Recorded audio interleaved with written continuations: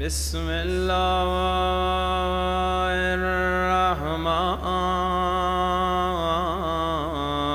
الرحيم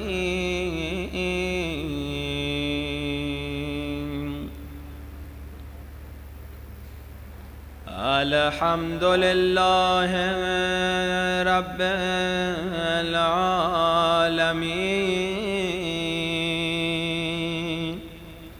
الحمد لله كما هو أهله والصلاة والسلام على سيد المرسلين وخاتم النبيين أبي القاسم محمد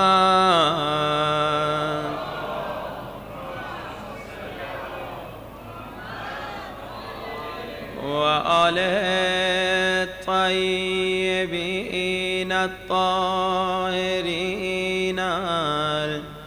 المعصومين.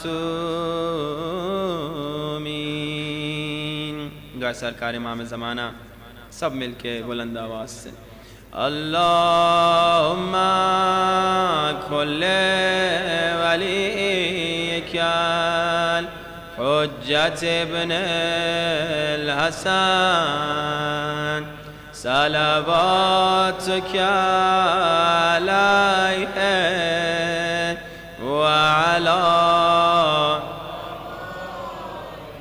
في هذه الساعة وفي كل وليا وحافظا وقائدا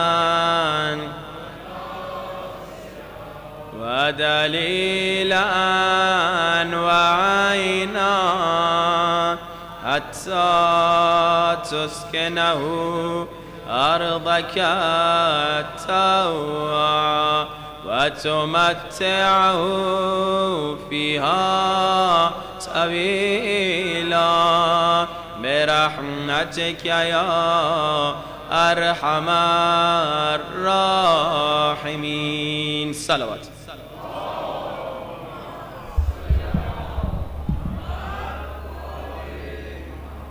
وعجل فرجهم. أما بعد فقد قال الله تبارك وتعالى في كتابه المجيد الله ولي الذين آمنوا يخرجهم من الظلمات إلى النور والذين كفروا أولياؤهم الطاغوت يخرجونهم من النور إلى الظلمات اولئک اصحاب النار هم فیہا خالدون. بلند ترین صلوات.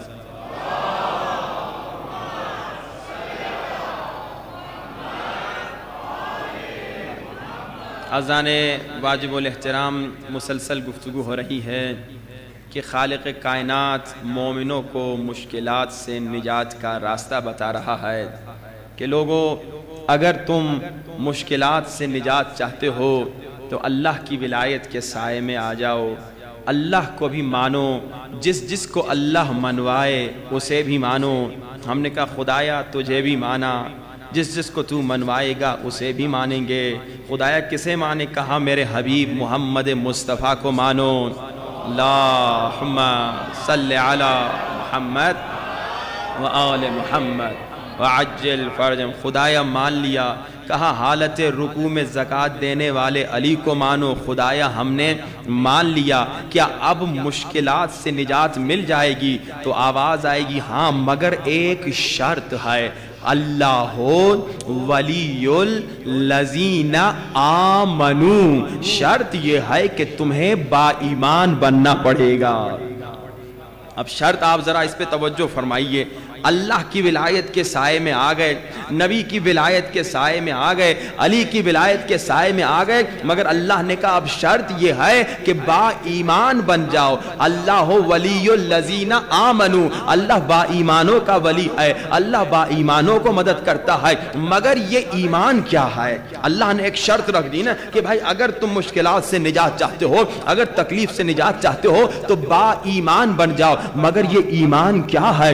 یہ ایمان کون ہے؟ یہ ایمان کہاں سے ملے گا؟ یہ ایمان کس کو کہتے ہیں؟ تو قرآن میں ایک آیت نظر آتی ہے, بسم اللہ الرحمن الرحیم. ابھی ہم ایمان کے تلاش میں ہیں کہ ایمان کون ہے, ایمان کیا ہوتا ہے. مگر قرآن میں سورہ مائدہ میں ایک آیت نظر آ گئی جہاں اللہ فرما رہا ہے من یکفر بالایمان فقد حبط عملہ.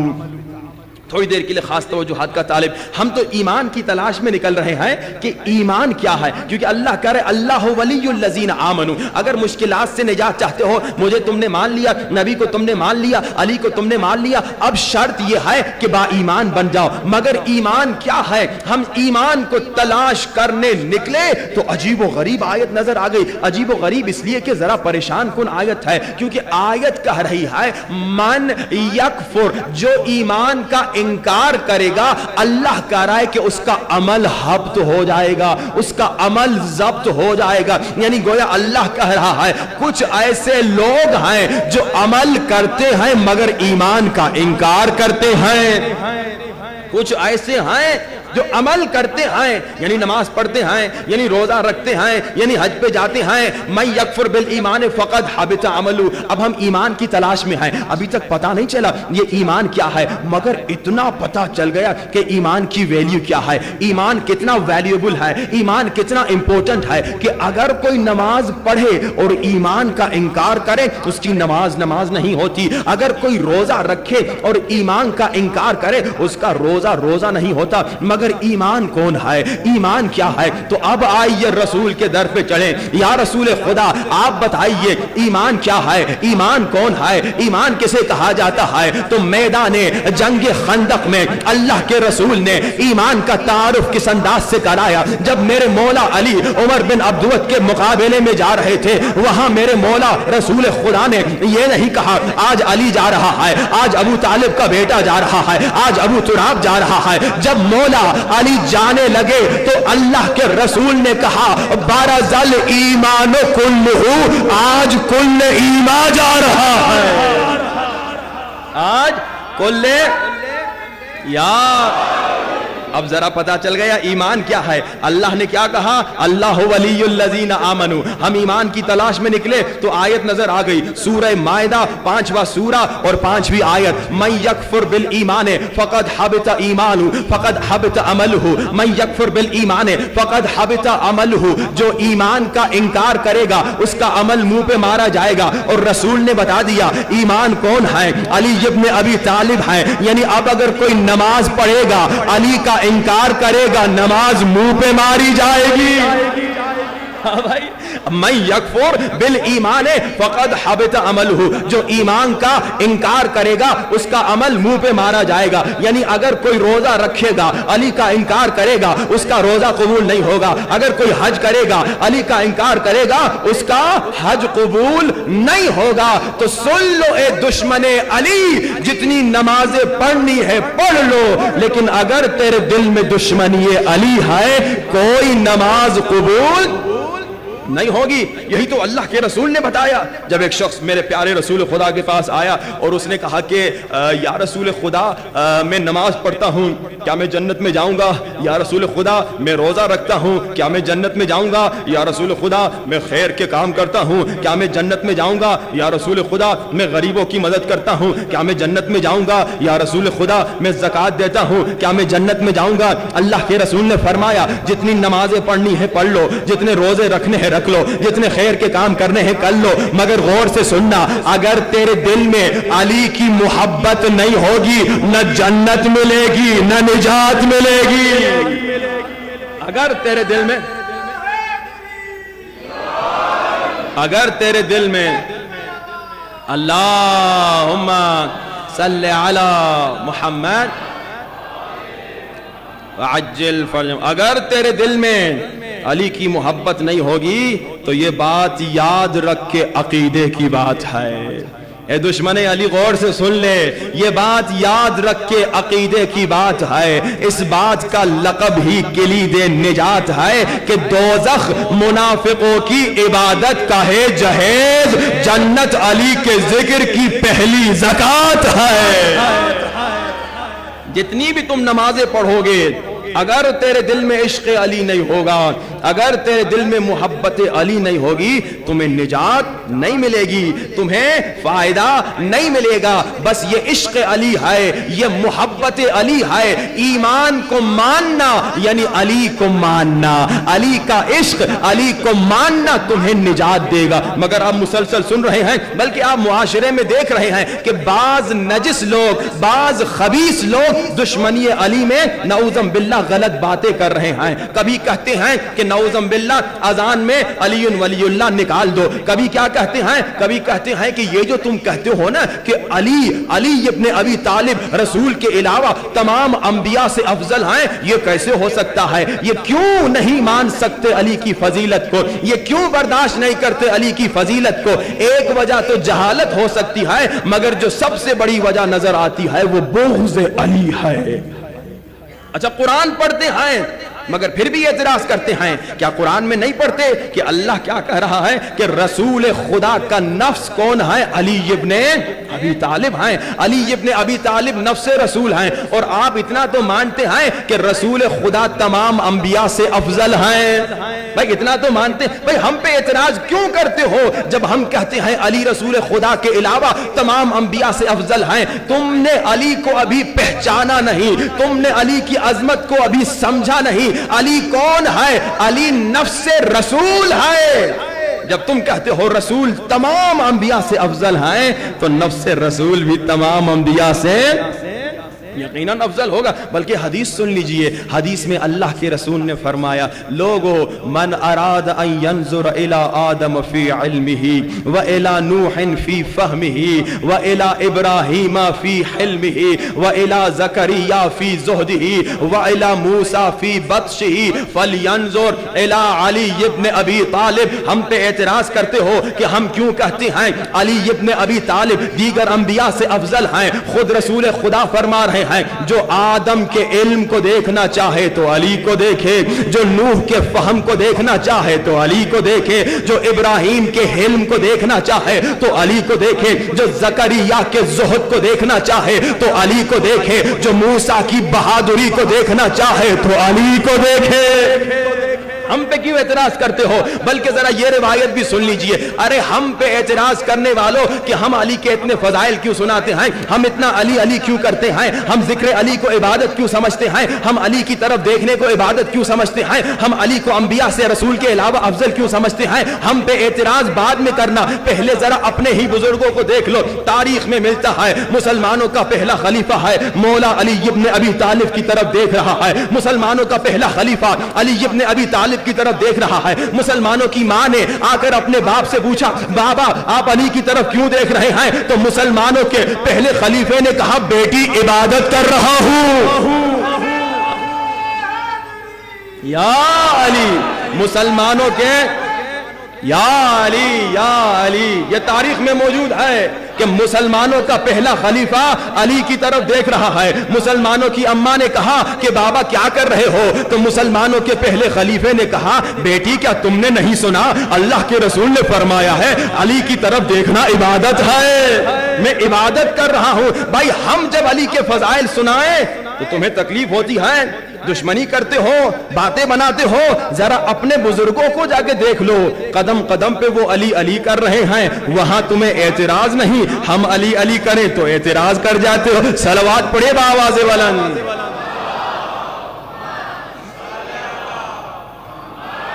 وآل محمد۔ ہم پہ کیوں اعتراض کرتے ہو؟ بھائی ہم پہ کیوں اعتراض کرتے ہو؟ ہم نے تمہیں کیا نقصان دیا ہے دشمن علی؟ تمہیں اگر علی سے دشمنی ہے اس لیے ہم سے دشمنی کر رہے ہو تو ذرا اپنی کتابوں کو پڑھو۔ تمہارے ہی بزرگ نے 70 مرتبہ کہا اگر علی نہ ہوتے میں ہلاک ہو جاتا۔ بھائی کتابوں میں موجود ہے۔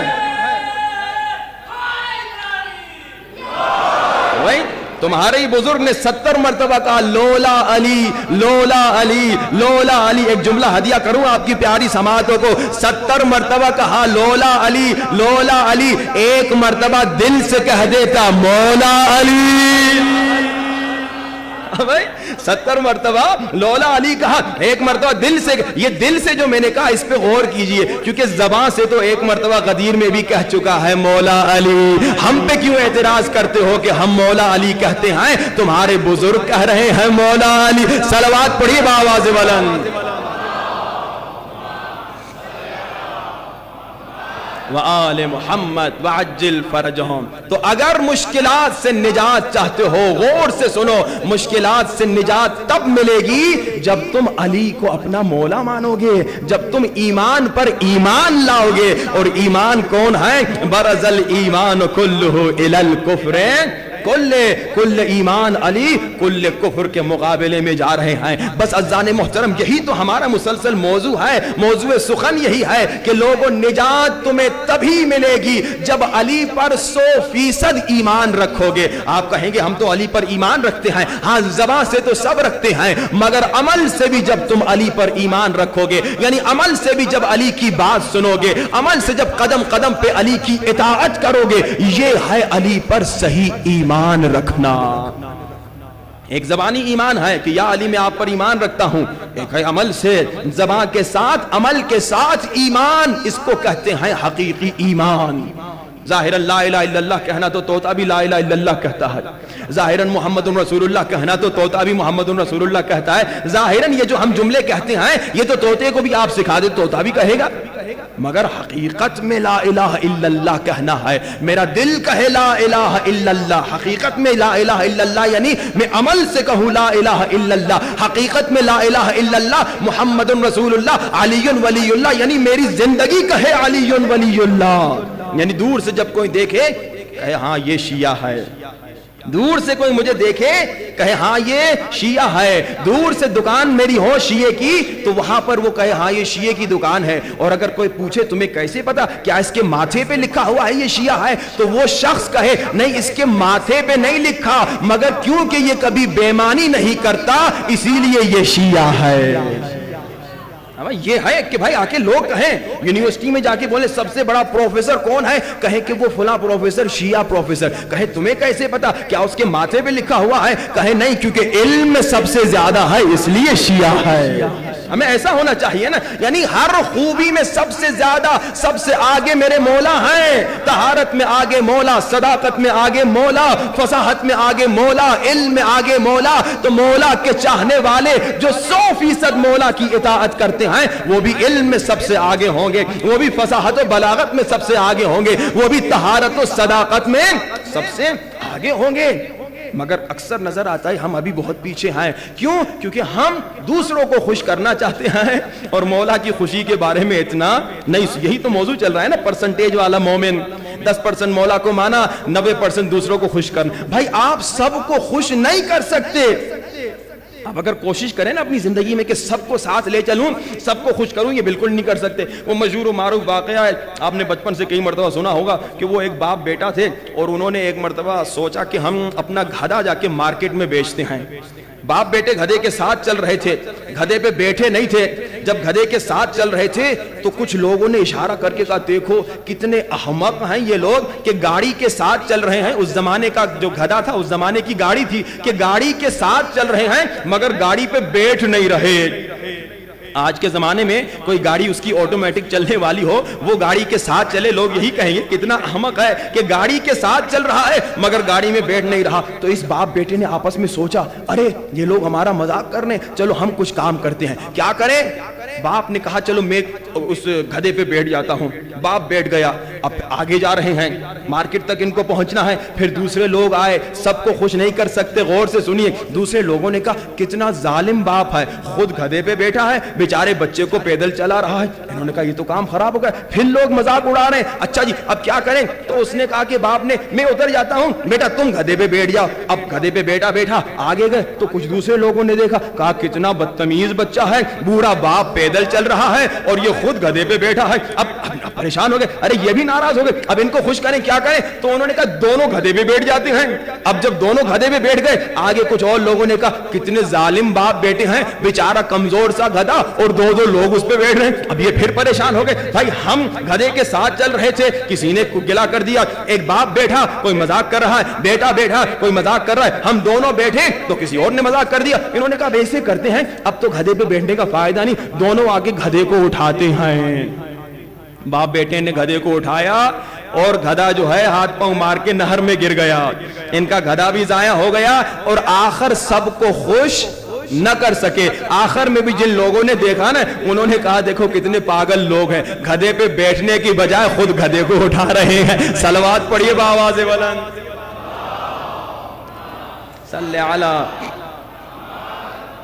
आप सबको खुश नहीं कर सकते, खुदा की कसम आप सबको खुश नहीं कर सकते। हाँ जैसे मैंने कहा, दोस्तों को खुश कीजिए, हदीस है, पड़ोसी को खुश कीजिए, हदीस है, ये तमाम हदीसें हैं। रिश्तेदारों को खुश कीजिए, हदीस है। बीवी बच्चे को खुश करना तो वाजिब है, माँ बाप को खुश करना तो अल्लाह का हुक्म है। सबको खुश कीजिए, मगर खुशी में ये याद रखिए कि जहां किसी और की खुशी में अल्लाह की नाराजगी है, नबी की नाराजगी है, अली की नाराजगी है, वहां हमने दूसरों की खुशी को नहीं देखना, वहां हमने अल्लाह, नबी और अली की इताअत करनी है। जब आप मौला अली की 100% इताअत करेंगे, जब आप रसूल की 100% इताअत करेंगे, जब आप खुदा की 100% इताअत करेंगे, आपकी दुनिया की जिंदगी भी आबाद, आखिरत भी आबाद हो जाएगी।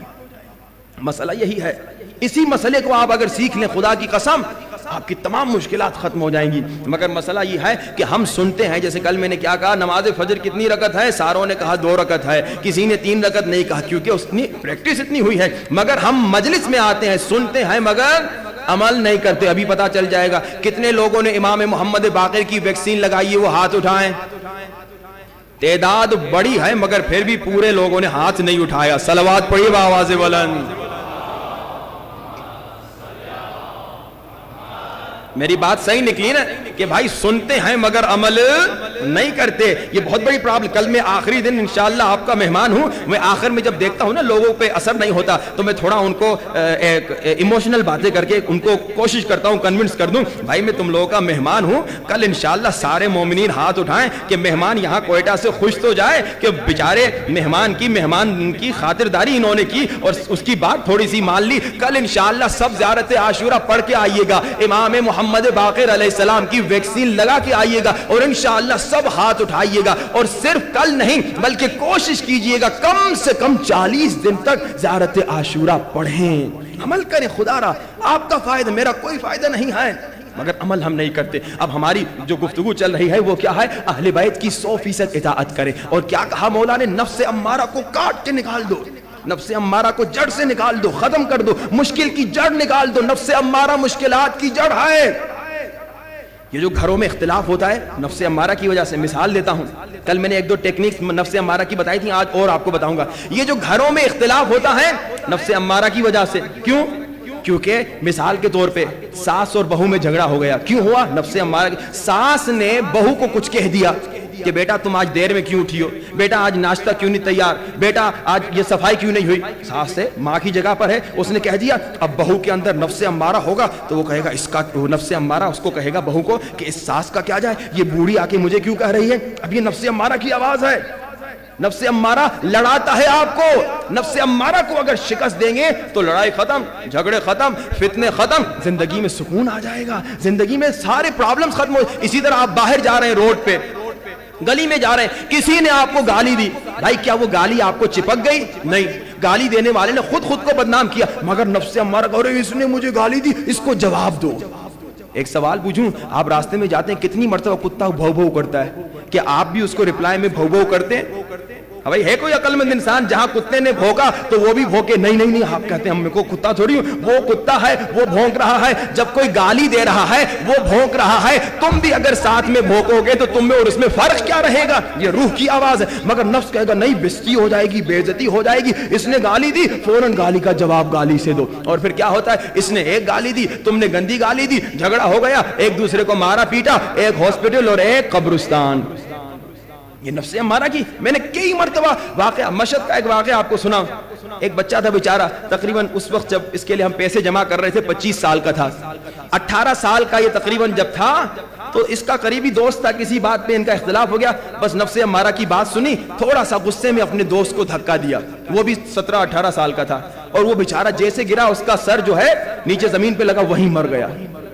ایک فیملی تباہ، بیچاروں کا بچہ مر گیا، اور دوسری فیملی بھی تباہ. انہوں نے کہا ہم معاف نہیں کریں گے، اسے پھانسی دو.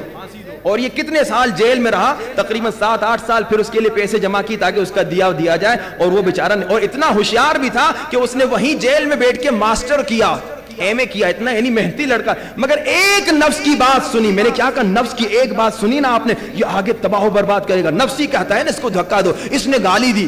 بعض لوگ کہتے ہیں نہیں مولانا اس نے تو اب میری ماں کو گالی دی. تو کیا ہو گیا تمہاری ماں کو گالی دی؟ کیا گالی چپک گئی؟ کیا تاریخ میں نہیں ملتا کہ ظالموں نے، خبیثوں نے مولا کے ماں باپ کو گالیاں دی؟ مگر مولا نے کیا کیا؟ کیا مولا نے دھکا دیا؟ کیا مولا نے گالی کا جواب گالی سے دیا؟ یہاں ظالم نے گالی دی، یہاں مولا نے پیار سے بات کی. ایک شخص آیا 5ویں سرکار کے پاس، امام محمد باقر علیہ السلام کے پاس، اور مولا کی والدہ کو گالیاں دینے لگا، بری باتیں کر، تہمت لگانے لگا. تو مولا نے کیا کہا؟ دیکھیے جملہ سنیے. مولا نے کہا دیکھو یہ جو بات ہے تم میری ماں کے بارے میں کہہ رہے ہو نا، اگر سچ ہے میں دعا کرتا ہوں اللہ میری ماں کو معاف کر دے. اگر جھوٹ ہے میں دعا کرتا ہوں اللہ تمہیں ہدایت دے اور تمہیں معاف کر دے. کیا ہمارا رویہ ایسا ہے؟ نفس امارہ آپ کو ایسی زندگی کرنے نہیں دیتا. نفس امارہ کہتے ہیں میری ماں کو کہتے ہو تیری ماں ایسی، تیری ماں ایسی. نہیں، نفس امارہ کو شکست دینی ہے. نفس امارہ آپ کو دھوکہ دیتا ہے، آپ کو کہتا ہے بے عزتی ہو جائے گی اگر گالی نہیں دو گے. آپ غصے میں آ کر جواب دیتے ہیں. نفس امارہ کی ٹیکنیکل آپ نے سنا، ڈائریکٹ نہیں کہتا نماز قضا کرو. نفس امارہ کبھی نہیں کہتا اسے قتل کرو، مگر وہ ایسا ماحول آپ کے لیے بناتا ہے کہ آپ دھوکے میں آ کر کسی کو دھکا دیتے ہیں، خدا نہ خواستہ وہ قتل ہو سکتا ہے.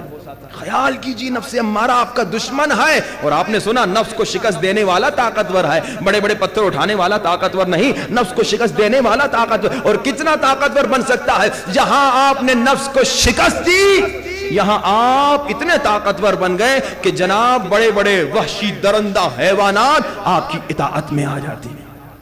اب آئیے، اللہ اکبر یا رسول اللہ. اب آئیے، اللہم صلی علی محمد وآل محمد وعجل فرج.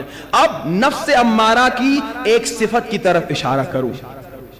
نفس امارہ کی بہت صفات ہیں، صرف ایک صفت پہ شاید گفتگو ہو سکے گی، اور انشاءاللہ کل پھر نفس امارہ کو شکست دینے کا طریقہ. بہت وسیع موضوع تھا، خمسے کے لیے نہیں تھا، کم سے کم 30 دن کے لیے تھا، مگر اس کو میں اب خلاصہ کر کے آپ کو مین پوائنٹس دوں گا انشاءاللہ. جس کو زیادہ نفس امارہ کے بارے میں جاننا ہے تو شہید دستغیب کی کتابیں ہیں، اس کا مطالعہ کرے، قلب سلیم پڑھے، جہاد اکبر کرے، جہاد با نفس پڑھے، جہاد اکبر کتاب کا نام ہے وہ پڑھے. اسی طرح 40 حدیث مولا امام خمینی کی کتاب ہے وہ کتاب پڑھے. کئی دیگر اور کتابیں ہیں، نفس امارہ کو کیسے شکست دے اس کے بارے میں ڈیٹیلڈ اس میں موٹی موٹی کتابیں ہیں، ان کو پڑھیں انشاءاللہ تاکہ نفس کو شکست دے سکیں. کیونکہ آپ نے سنا مولا نے کیا فرمایا، یہ آپ کا وہ دشمن ہے جو ہمیشہ ساتھ رہتا ہے. یہ میدان جنگ سے جو شخص آیا اسے اللہ کے رسول نے کہا مرحبا تم جہاد اصغر کر کے آ رہا ہے، جہاد اکبر نفس کو شکست دینا، کیونکہ یہ ہمیشہ ساتھ رہتا ہے، قدم قدم پہ دھوکہ دیتا ہے تاکہ آپ کی دنیا بھی تباہ ہو آخرت بھی تباہ ہو. یہ نہ سمجھیے کہ نفس امارہ صرف آپ کی دنیا کو آخرت کو تباہ کرنا چاہتا ہے، بلکہ آپ کی دنیا کو بھی تباہ کرنا چاہتا ہے. کئی مثالیں ہیں، ان تمام مثالوں کو میں چھوڑ رہا ہوں تاکہ مین آپ کو باتیں سناؤں. اب نفس امارہ کی ایک صفت. اچھا یہ صفت کیوں میں بتا رہا ہوں؟ تاکہ آپ دشمن کو پہچان تو لیں. جب آپ میدان جنگ میں لڑ رہے ہیں تو آپ کو اگر پتا نہ ہو دشمن کی ٹیکنیک کیا ہے، دشمن کا حملہ کرنے کا طریقہ کیا ہے، تو پھر آپ اس کے ساتھ کیسے لڑیں گے؟ اگر دشمن کو شکست دینی ہے تو آپ نے جاننا ہے کہ دشمن کہاں سے حملہ کرتا ہے، کیسے حملہ کرتا ہے. اب نفس امارہ کی پہلی صفت جس پہ آج اور کل انشاءاللہ مختصر گفتگو ہوگی وہ کیا ہے؟ نفس امارہ خود سے خوشگمان ہے، دوسروں سے بدگمان.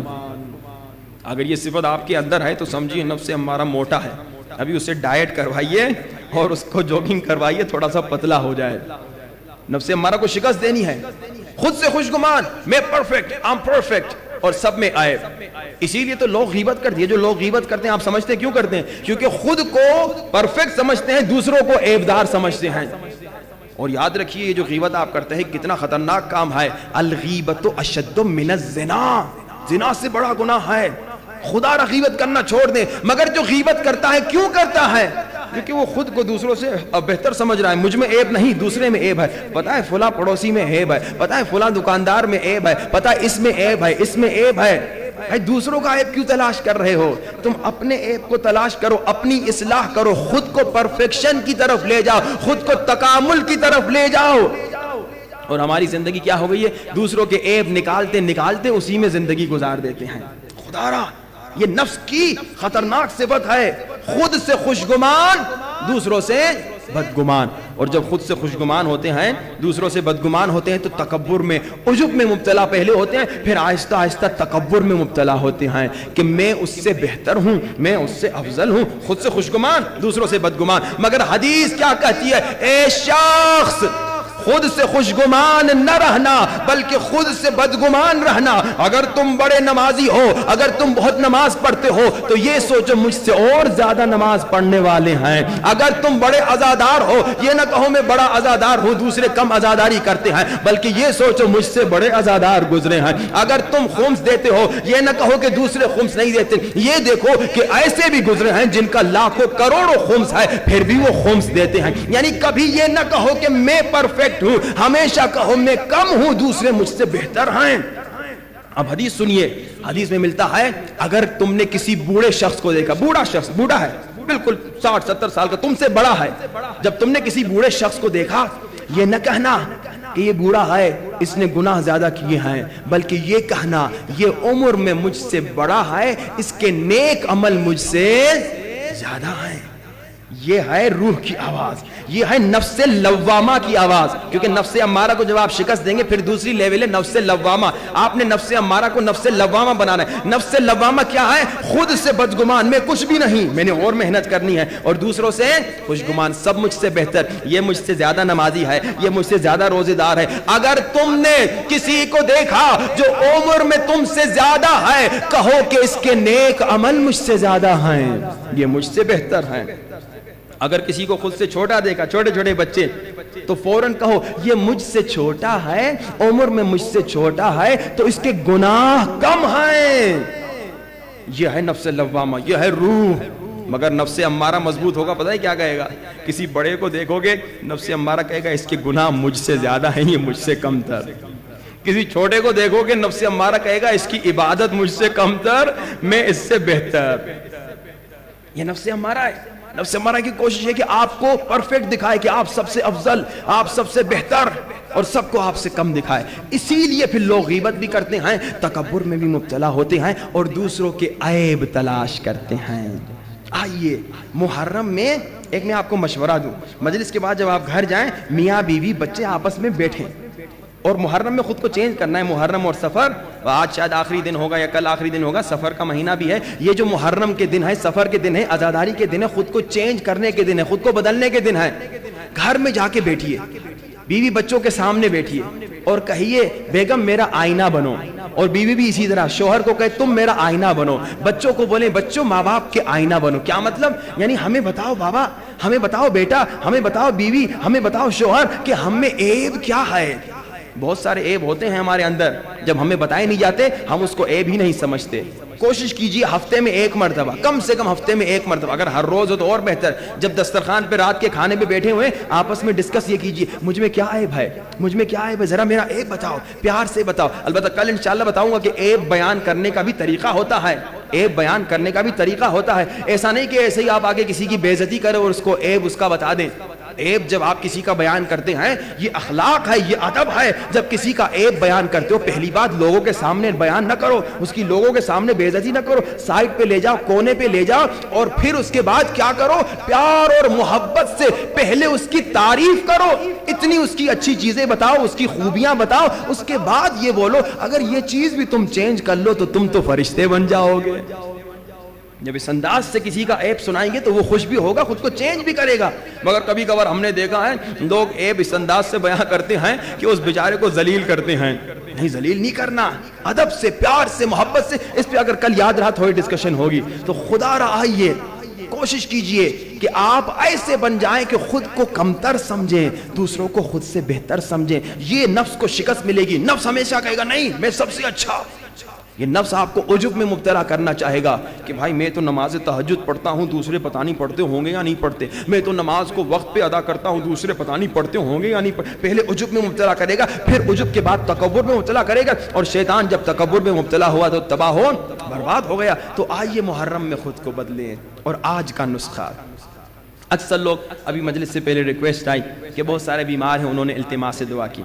میں نے ایک نسخہ آپ کو سنایا تھا 5 مرتبہ دعائے توسل والا, یاد ہے نا آپ کو. پھر اس کے بعد ہم نے ویکسینز پہ گفتگو کی, اور پھر اس کے بعد ہم نے زیارت عاشورہ کا نسخہ بتایا 40 دن والا. آج کا نسخہ بہت آسان ہے, لیکن اگین عمل کریں گے تو آپ کا فائدہ ہوگا. البتہ پھر وہ موٹے والی مثال پھر سناؤ یا کافی ہے؟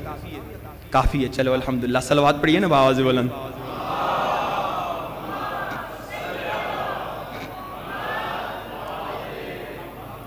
تو کوشش یہ ہو, جو نسخے بتا رہا ہوں یہ ناممکن کو ممکن کرتے ہیں. کل میں نے قسم کھائی تھی, آج پھر قسم کھانے کو تیار ہوں. ناممکن ممکن ہو جائے گا اہل بیت کے نسخوں سے. مگر موٹے والی مثال یاد رکھیں, جیسے وہاں کھانے پر بھی کنٹرول ایکسرسائز کے ساتھ ضروری ہے, اسی طرح یہاں پر دعا کے ساتھ, ان نسخوں کے ساتھ گناہ پر بھی کنٹرول ضروری ہے. پھر آ کے گلا نہ کیجئے کہ ہماری دعا قبول نہیں ہو رہی. وہ نسخہ جو میں نے آپ کو 5 دن والا دعائے توسل والا بتایا تھا, 5 مرتبہ والا, اس میں یہ بھی میں نے بتایا تھا نا, کراچی کے بچے نے 3 دن عمل کیا, 3 دن عمل کیا, اس کو جواب ملا. کبھی کبھار بعض لوگوں کو 40 دن کے بعد بھی جواب نہیں ملتا. کیوں؟ چونکہ ان کے اعضاء ابھی پاک نہیں ہیں, ابھی وہ گناہ میں مبتلا ہیں, ابھی کہیں نہ. دیکھیے ایک جھوٹ آپ بولیں گے 40 دن دعا قبول نہیں ہوگی, ایک لقمہ حرام 40 دن دعا قبول نہیں. دیکھیے یہ ساری رکاوٹیں, کل جملہ میں نے بتایا مولا علی کا کہ اللہم اغفر لی الذنوب التی تحبس الدعاء, بعض گناہوں کی وجہ سے آپ کی دعائیں جیل میں چلی جاتی. اب انشاءاللہ ان شرائط دعا کو ذہن میں رکھتے ہوئے آج کا نسخہ بیماروں کے لیے, کل بھی ایک بیماروں کے لیے انشاءاللہ کینسر کا نسخہ بتاؤں گا. آج انشاءاللہ یہ والا آسان نسخہ ہے, کل والا ذرا سخت نسخہ ہے, لیکن انشاءاللہ خدا نہ خواستہ جس کو اگر بیماری ہو تو اس پہ عمل کرے گا, یقیناً وہ نتیجہ دیکھے گا. آج کا نسخہ کیا فرمایا؟ فرمایا یہ جو بٹن ہے نا تمہارا, اس کو کھولو, پھر ذرا یوں اپنا سر تھوڑا سا اندر ڈالو, پورا اندر نہ ڈالو کہ تمہارا سر اندر چلا جائے, لیکن تھوڑا سا یہ بٹن کھول کے سر نیچے کی طرف کرو, اور 1 مرتبہ اذان پوری شیعہ والی. اور یہ نسخہ ان خبیثوں کے کام نہیں آئے گا, کیونکہ وہ تو کہہ رہے ہیں علی مولینا نکال دو.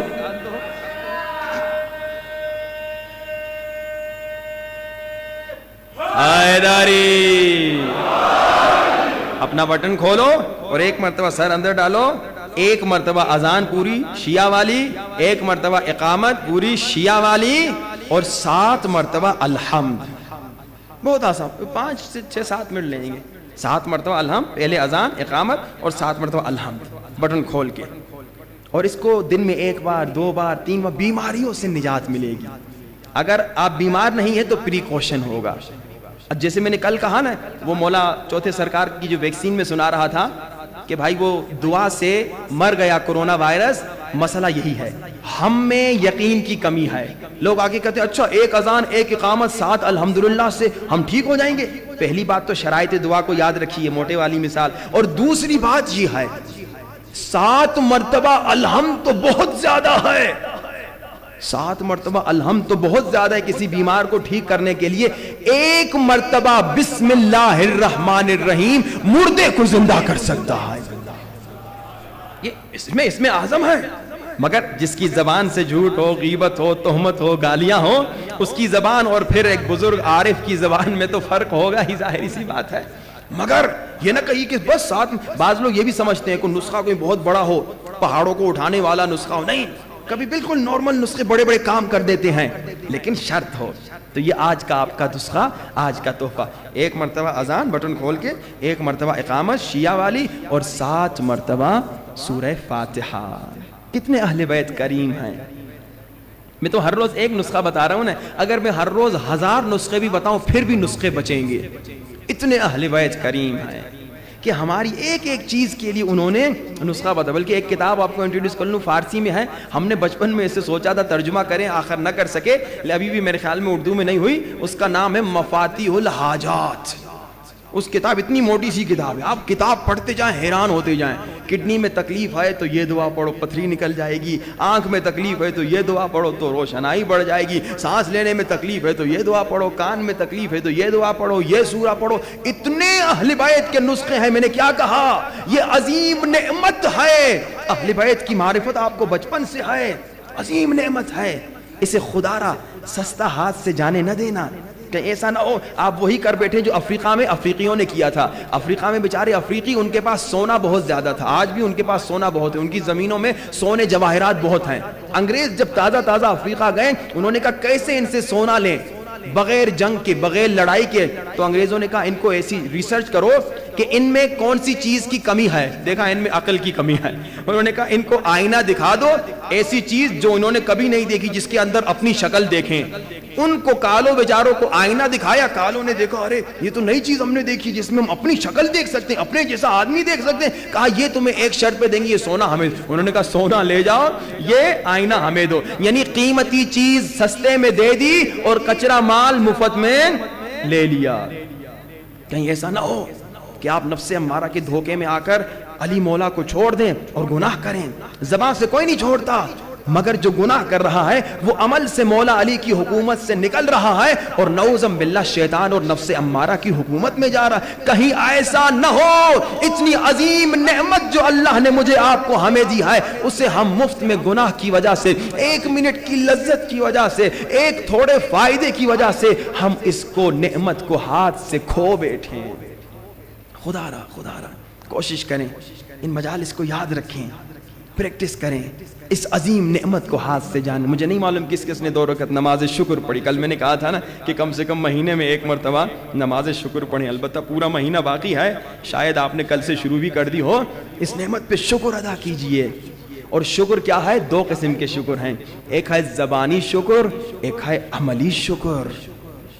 زبان سے شکر یعنی الحمدللہ خدایا تیرا شکر تو نے مجھے شیعہ بنایا، 2 رکعت نماز پڑھی، یہ عملی شکر ہے. آنکھ سے گناہ نہیں کیا، یہ عملی شکر ہے. مولا میں گناہ آنکھ سے اس لیے نہیں کر رہا کیونکہ آپ ناراض ہوں گے. ظاہراً یہ لڑکی خوبصورت ہے، شیطان کہہ رہا ہے دیکھو، ظاہراً مزہ ہے، مگر کیونکہ آپ ناراض ہوں گے میں نہیں دیکھوں گا. گانا سننے میں ظاہراً تو مزہ آ رہا ہے، میٹھی میٹھی آواز ہے، شیطان کہہ رہا ہے سنو، نفس امارہ کہہ رہا ہے سنو، مگر شکر اس نعمت کا، علی کی نعمت کا، علی کی ولایت کا شکر. مولا شیطان کہہ رہا ہے گانے سنو، نفس امارہ کہہ رہا ہے سنو. یہ کبھی سنے بھی تھے پہلے لیکن اب نہیں سنوں گا کیونکہ آپ ناراض ہوں گے. میں آپ کو ناراض نہیں کرنا چاہتا. بس یہ اپنی زندگی کی روٹین بنا دیجئے کہ میں ہر کام کروں گا مولا کی خوشی کی خاطر اور ہر برائی کو چھوڑوں گا مولا کی خوشی کی خاطر. وہ جملہ جو میں نے تیسری مجلس میں کہا تھا، عاشق معشوق کا کبھی دل نہیں دکھاتا. آئیے کوشش کریں آج کے بعد ہمارے کسی عمل سے مولا کا دل نہ دکھے، کیونکہ ہمارا ہر عمل جو ہے نا مولا کو دکھایا جاتا ہے. مولا امام زمانہ کو ہمارا ہر عمل دکھایا جاتا ہے. جب ہم نامحرم کو دیکھتے ہیں، جب ہم گالی دیتے ہیں، جب ہم لڑتے ہیں، جب ہم کسی بزرگ کی توہین کرتے ہیں، جب ہم ماں باپ کے ساتھ بدتمیزی کرتے ہیں، یہ سب مولا کو دکھایا جاتا ہے.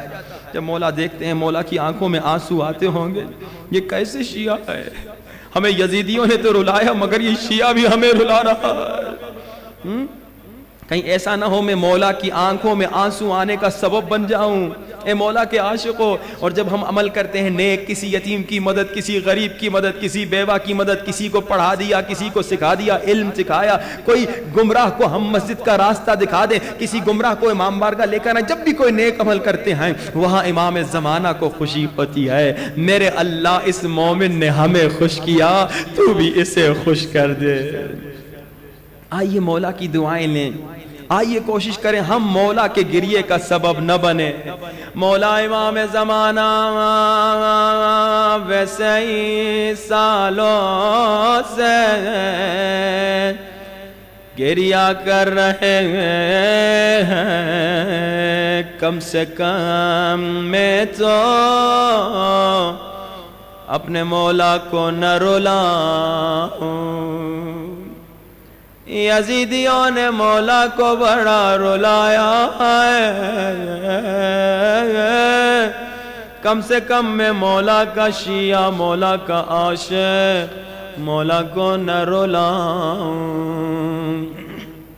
آئیے کوشش کریں آج روتی ہوئی آنکھوں سے مولا امام زمانہ کو بلائیں. روتی ہوئی آنکھوں سے آنکھوں کو بند کیجئے، سینوں پہ ہاتھ رکھیے، آنکھوں کو بند کیجئے، تصور کیجئے مولا عباس کے حرم میں آئے اور بلند آواز سے کہیں السلام علی الحسین وعلی علی ابن الحسین وعلی اولاد وعلی اصحاب. بلند آواز سے آنکھوں کو بند کرو، تصور کرو مولا عباس کی زری کے سامنے ہو اور بلند آواز سے سلام کرو السلام علی الحسین وعلی علی ابن وعلی اولاد الحسین وعلی اصحاب. آنکھیں بندوں، تصور کیجئے مولا عباس کے حرم میں ہیں. ایک مومن کہتا ہے میں مولا عباس کے حرم میں آیا، اچانک میں نے دیکھا ایک مومنہ حضرت عباس کی زری کی طرف دیکھ کر حضرت عباس سے باتیں کر رہی ہے. مومن نے کہا میں ساتھ کھڑا ہوا تھا، میں نے ذرا باتوں پہ غور جو کیا، میں نے دیکھا یہ مومنہ کہہ رہی ہے عباس تجھ سے یہ توقع نہیں تھی. مومن جب دیکھتا ہے کہ یہ خاتون ذرا بے ادبی سے بات کر رہی ہے، مومن نے کہا اے مومنہ میرے مولا کے ساتھ بے ادبی سے بات نہ کر. مومنہ کہتی ہے تیرا کیا جائے، میں اپنے مولا سے باتیں کر رہی ہوں، مجھے مولا سے باتیں کرنے دے. یہ مومن کہتا ہے ذرا بتا ہوا کیا ہے جو تو عباس سے ایسے باتیں کر رہی ہے. مومنہ کی آنکھوں میں آنسو آ گئے. مومنہ کہتی ہے میں عراق کے ایک گاؤں کی رہنے والی ہوں، ہر سال 40 میں ہمارے گاؤں سے قافلہ آتا ہے. اس مرتبہ جب قافلہ آ رہا تھا میں بھی آنا چاہ رہی تھی اور میں اپنے ساتھ اپنی 2 بیٹیوں کو بھی لانا چاہ رہی تھی، مگر میرے شوہر نے کہا رش ہوگا، بچیاں گم ہو جائیں گی، بچیوں کو لے کر نہ جا. یہ مومنہ کہتی ہے میں نے اپنے شوہر کو کہا تجھے عباس کا واسطہ، بچیاں عباس کی امان میں لے جاؤ گے. تو کہتی ہے جیسے میں نے عباس کا نام لیا میرا میاں میرا شوہر چپ ہو گیا. اس نے کہا بچیاں عباس کی امان میں لے جا. مومن کہتا ہے پھر کیا ہوا؟ مومنہ کہتی ہے مگر رش میں میری دونوں بچیاں گم ہو گئے. اسی لیے میں کہہ رہی ہوں عباس تجھ سے یہ توقع نہیں تھی. مومن کہتا ہے اللہ کرے انشاءاللہ تیری بچیاں مل جائیں. کہتا ہے میں باہر گیا مولا حسین کی زیارت کرنے. کہتا ہے میں مولا حسین کی زیارت کر کے جب جانے لگا میں نے سوچا حضرت عباس کے حرم بھی چلا جاؤں. کربلا جانے والوں کے مزے. جب جی چاہا مولا حسین کا حرم، جب جی چاہا عباس کا حرم. کہتا ہے میں حضرت عباس کے حرم میں واپس آیا. میرے ذہن میں خیال آیا، میں نے کہا دیکھوں اس مومنہ کو تلاش کروں. کہتا ہے دور سے اسی مومنہ پہ نظر پڑی جس کے ساتھ 2 بچیاں کھڑی ہوئی تھی. کہتا ہے مجھے شک ہوا، میں ذرا قریب آیا. جب میں نے قریب آ کر دیکھا وہی مومنہ ہے. یہ مومن کہتا ہے میں نے کہا اے مومنہ دیکھا عباس کریم ہے. کیا کہا؟ کہتا ہے میں نے کہا مومنہ دیکھا عباس کسی کو خالی نہیں لوٹاتے، دیکھا عباس کتنے کریم ہیں. یہ مومن کہتا ہے جیسے میں نے کہا دیکھا عباس کتنے کریم ہیں. مومنہ رونے لگی. مومنہ نے رو کر کہا ہماری سوچ سے زیادہ کریم ہے.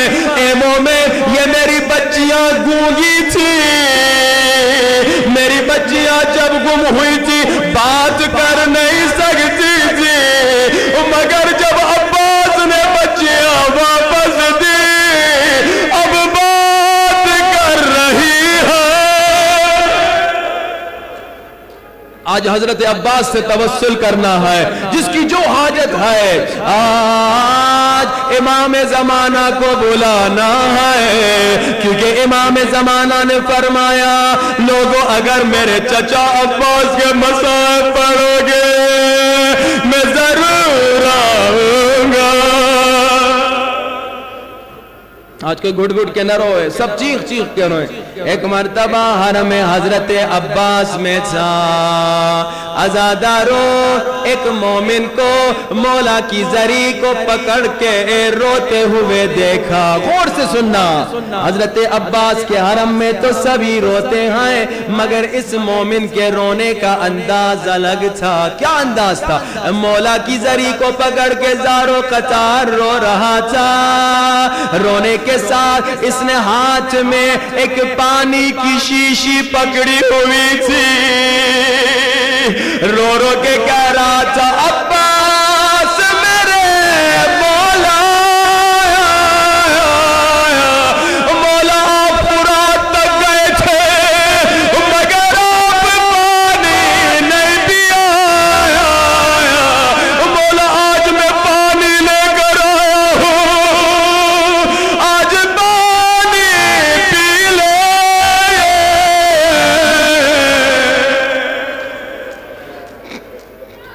مولا آپ فرات تک گئے تھے، آپ کو پانی میں اپنا چہرہ نظر نہیں آیا، آپ کو سکینہ نظر آئے، آپ نے پانی نہیں پیا. مولا پانی پی لے.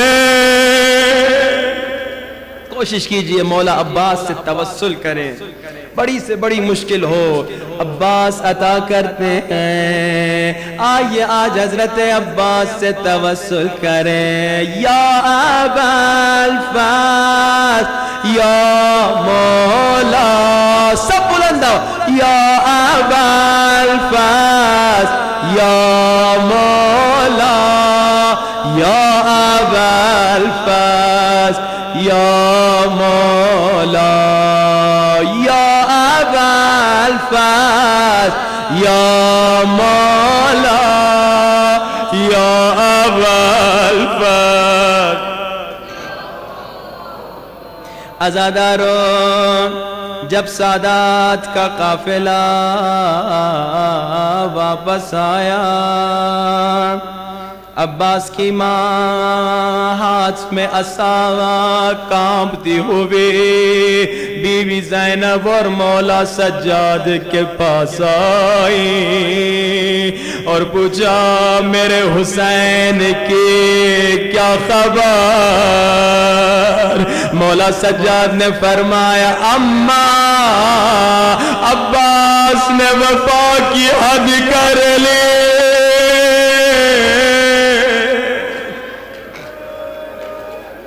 بی بی ام البنین نے فرمایا سجاد بیٹا میں عباس کے بارے میں پوچھ نہیں رہی، مجھے بتا زہرا کے لال کی کیا خبر؟ مولا سجاد نے فرمایا اماں مجھے نہیں معلوم کیا کہوں، بس اتنا کہوں گا آخری مرتبہ میں نے پھپھی زینب کو بابا کو گھوڑے پہ سوار کراتے دیکھا۔ جیسے ام البنین نے یہ سنا عجب نہیں ہاتھ لرزے ہاتھ کانپے، نجف کا رخ کیا ہوگا یا علی آپ عباس پہ ناز کرتے تھے، عباس کے ہوتے ہوئے زینب حسین کو گھوڑے پہ چڑھائے۔ اتنا سننا تھا زینب نے کہا عباس کو کچھ نہ کہیے، جب میں نے حسین کو چڑھایا عباس کے بازو نہیں تھے، عباس کو کچھ نہ کہیے۔ کوئی گھٹ گھٹ کے نہ روئے، چیخ چیخ کے رونا، اور جب آنکھوں میں آنسو آ جائے رو کر کہنا امام زمانہ جلدی آ میرے مولا۔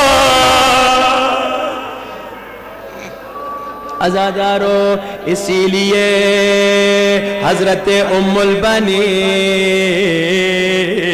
اکثر رو رو کے کہتی تھی عباس میرے بیٹے مجھے یقین نہیں آتا تیرے بازو کٹے ہوں گے، مگر عباس جب سنتی ہوں سکینہ نے تماچے کھائے تو یقین کرتی ہوں اگر عباس کے بازو سلامت ہوتے کوئی سکینہ کو تماچے نہ مارتا۔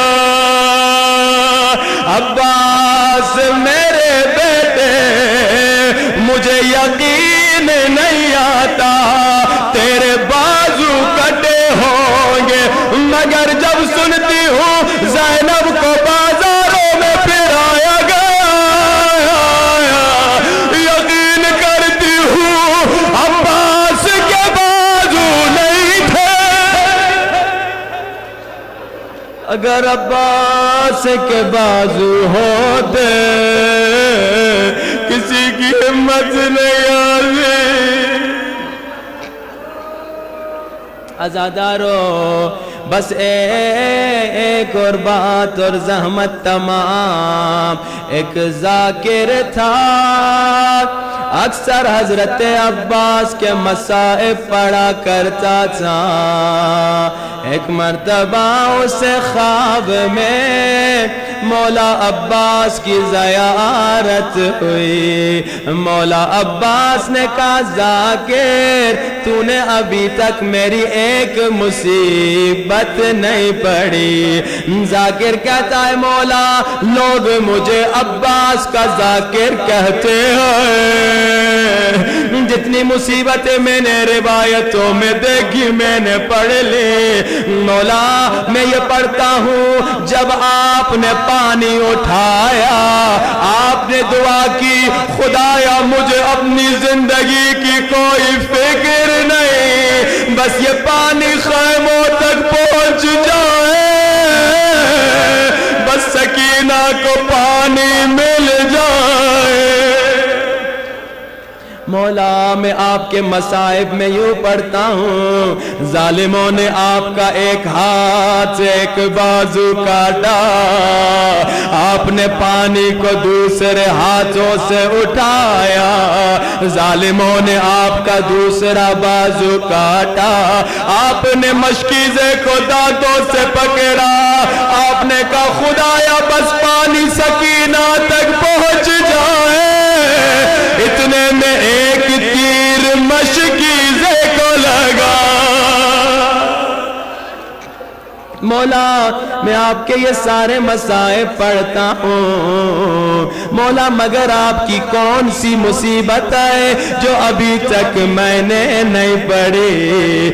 عزادارو مولا فرماتے ہیں تم نے میری ساری مصیبتیں پڑھی مگر یہ ایک مصیبت ابھی تک نہیں پڑھی۔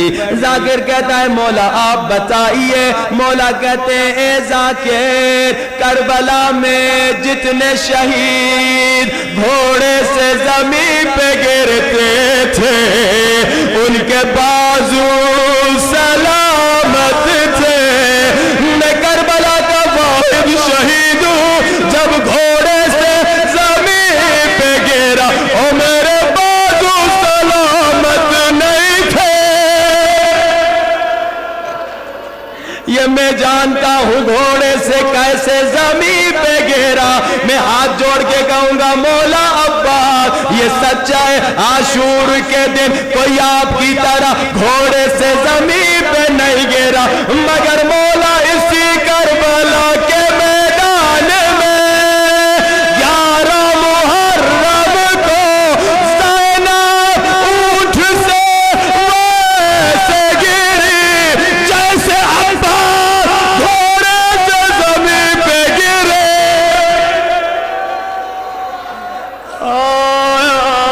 اگر کوئی بچہ پوچھے زینب کے تو بازو سلامت تھے، میں جواب نہیں دوں گا۔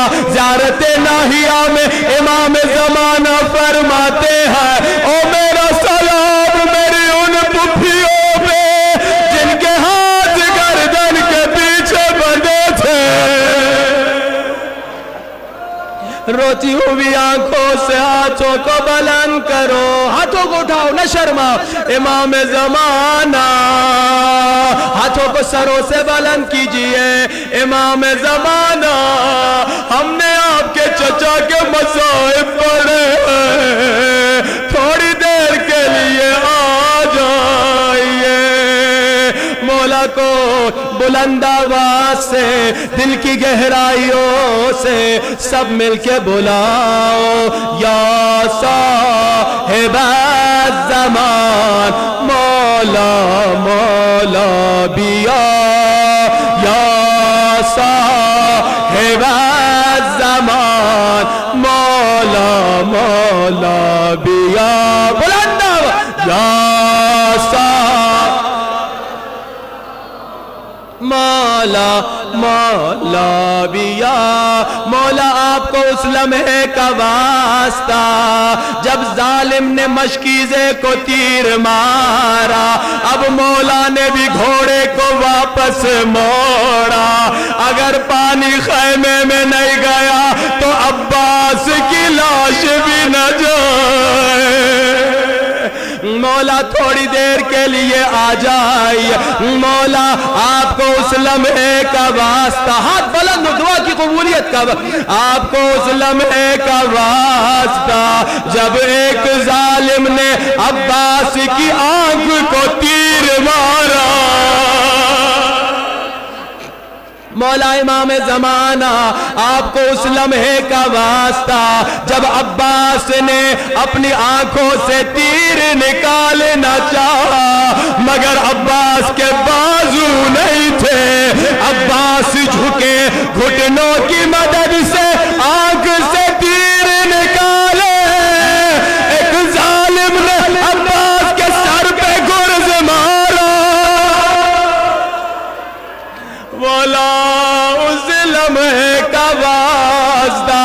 جب عباس گھوڑے سے زمین پہ گرے، جب ابن سعد نے کہا جس کو علی سے دشمنی ہے، اگر علی سے بدلہ لینا چاہتا ہے آج عباس پہ حملہ کرے. کسی نے نیزہ مارا، کسی نے تیر مارا، مولا امام زمانہ جہاں بھی ہے تھوڑی دیر کے لیے آ جائیے.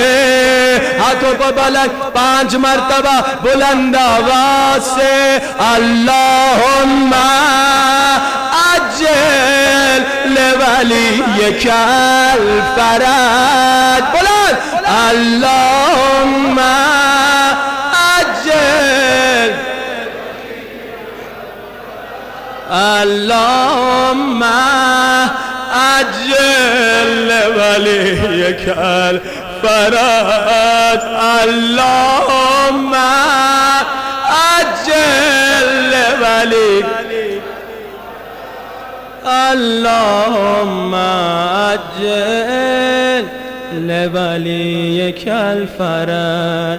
میرے اللہ تجھے عباس کے کٹے ہوئے بازوؤں کا واسطہ، امام زمانہ کا جلد ظہور فرما. میرے اللہ تجھے عباس کی مظلومیت کا واسطہ، جو بیمار ہے اسے شفا نصیب فرما. میرے اللہ تجھے عباس کی زخمی آنکھوں کا واسطہ، جن کو آنکھوں میں تکلیف ہے انہیں شفا نصیب فرما. میرے اللہ تجھے عباس کی پیاس کا واسطہ، ہمیں امام زمانہ کا حقیقی عاشق و وفادار و فرما بردار بنا. میرے اللہ جو بے گناہ قید میں ہیں ان سب کو رہائی نصیب فرما. میرے اللہ جو بے اولاد ہیں انہیں اولاد نصیب فرما. بیماروں کی شفا یابی کے لیے ہاتھوں کو پھر بلند کیجئے 3 مرتبہ بلند آواز سے. اما یجیب المضطر اذا دعاه ویکشف السوء، اما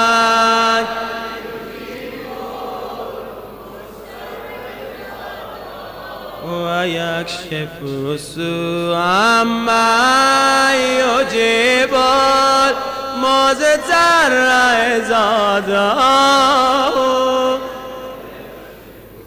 خدایا تمام بیماروں کو شفا دے، جس نے التماس دعا کی ہے.